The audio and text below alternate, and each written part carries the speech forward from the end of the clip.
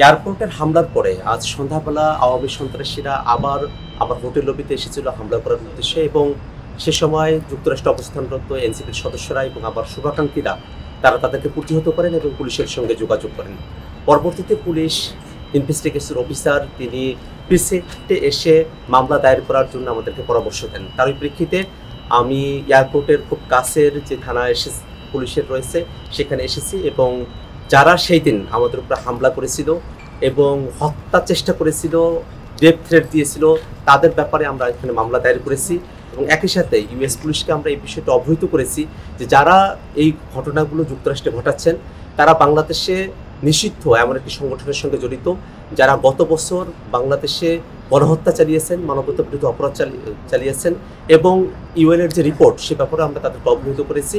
আমরা মনে করি যে আওয়ামী সন্ত্রাসীরা তারা দেশে হোক দেশের বাইরে যেখানেই হোক, আমরা তাদের ব্যাপারে আইনগতভাবে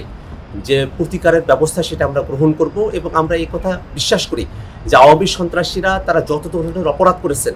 সেই অপরাধগুলোকে আইনগতভাবেই নিষ্পত্তি করা সম্ভব, এবং আওয়ামী লীগ তার সন্ত্রাস নিয়ে বাংলাদেশে আর ফিরে আসার সুযোগ পাবে।